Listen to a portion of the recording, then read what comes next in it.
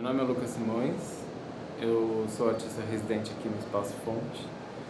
Estou fazendo uma residência, cheguei no dia 14 agora de abril, fico até metade do mês que vem, de maio. A residência aqui foi um resultado do prêmio da Arte Rio, 2013, então essa é uma contrapartida do prêmio. E eu vou, nessa pesquisa, produzir uma exposição para expor no Mamã no Pátio, pouco antes de eu ir embora, mostrando qual foi a experiência aqui dessa residência.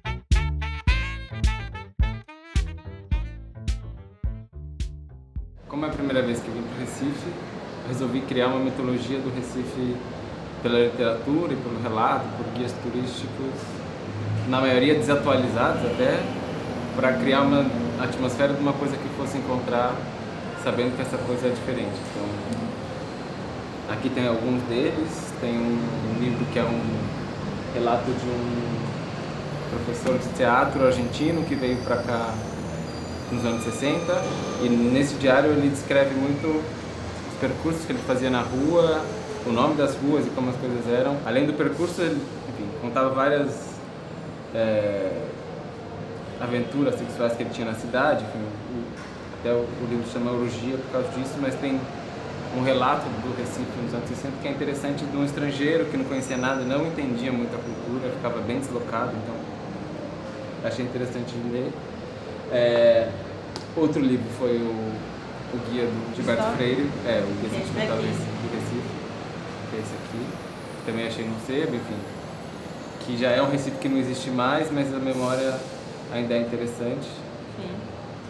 Tem o livro do João Cabral do Melo Neto, que é um livro de poemas, que ele tem vários poemas dedicados ao Recife.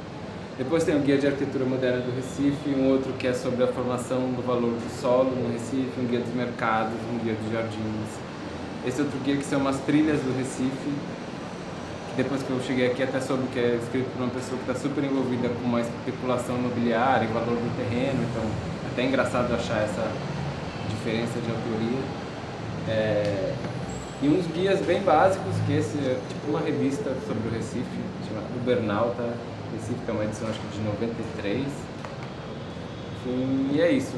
Então, chegando aqui, tinha um pouco essa carga das coisas e acabei começando a sentir o que é uma cena artística na cidade agora, a situação que está, todo mundo um pouco preocupado com uma falta de investimento, como continuar isso. E até o dia que eu visitei o Pátio do Mamã, depois de ter passeado por aquele entorno todo, foi engraçado entrar ali e sentir que a relação daqueles, não só do Mamã, mas do pátio todo, com o entorno é muito desconexa. Assim, a vida que acontece ali fora é muito diferente, né? Então eu comecei a pesquisar por que aquilo surgiu daquele jeito, por que preservaram aquela praça. Acabei achando uma tese de doutorado de São Paulo, da FAO Maranhão, que era sobre o Pátio São Pedro. Então é esse desenvolvimento cultural do pátio entre 1969 até 2008, quando tombaram as casas, como a Secretaria de Cultura chamou a Secretaria de Turismo para tornar aquilo turístico. O start da pesquisa veio nessa visita do Mamã, de entender um pouco o que eu posso propor para aquele lugar.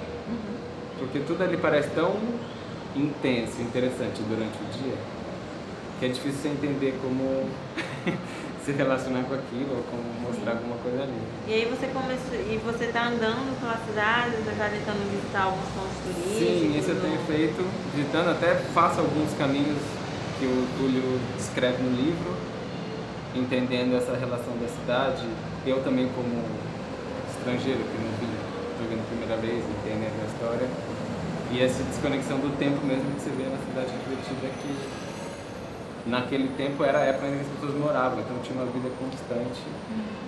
Como rolou o feriado agora, essa coisa, não tem ninguém mesmo na rua, então é um caminhar meio deserto. Assim. Exato. E qual foi a tua impressão de Recife, assim, nesses primeiros dias andando pela cidade? A primeira impressão, assim, é lógico que a gente sempre acaba tentando combinar com uma coisa que a gente conhece, né? Então, a minha sensação é que era uma mistura de Rio de Janeiro e de Luanda, que é a capital de Angola, que eu trabalhei como arquiteto lá. Então, essa coisa das calçadas cobertas e um pouco do comércio da rua, lembra um pouco do Rio de Janeiro também. Mas aqui a situação do abandono me lembrava muito o centro de Luanda, que era super bonito, super moderno na arquitetura, mas que estava quase tudo em desuso porque a cidade foi para outro canto. Então, esse esquecimento urbano, né, do centro. Então, mas era só uma opinião dentro do que eu já conhecia, né? Uma primeira sensação, assim. E eu não deixo de achar cada vez mais bonitos os edifícios.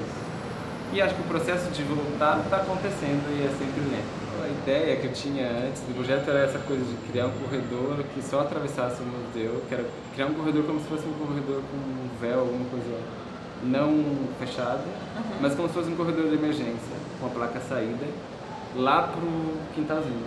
Sim. E chegar ali e não ter saída nenhuma. Percorrer esse caminho e não entender. Mas acho que era um pouco da minha sensação. É isso aqui. Então seria um corredor que cruzasse o museu de ponta a ponta. E ainda aqui tem um trabalho que eu achei super legal, que tá lá meio esquecido, que é uma lápide. Que a gente não tem onde cair morto, não teve onde cair morto. Não teve onde cair morto. Foi uma ação do Espadas Artes, que é um evento que acontece assim, anualmente, a princípio. Então essa... E o artista ele tinha colocado várias lápides daquela ali no pátio, na frente do Mamãe. Ah, tá, entendi. E aí eu acho que ele deixou, não sei qual foi a história, mas eu acho que ele ficou uma lá e então tá era lá. isso, como se fosse uma saída de emergência e quando você sai, você tem que descobrir outra coisa, porque não é a saída. Né? É um pouco essa primeira ideia, mas que aqui vai acabar mudando para outra, com essa pesquisa para outra coisa. Mas aqui no primeiro impacto foi que tivesse menos vida acontecendo do que eu realmente fui descobrir. Então a primeira sensação era mais chocante, mas acho que está mais esperançosa agora do que... Que ótimo.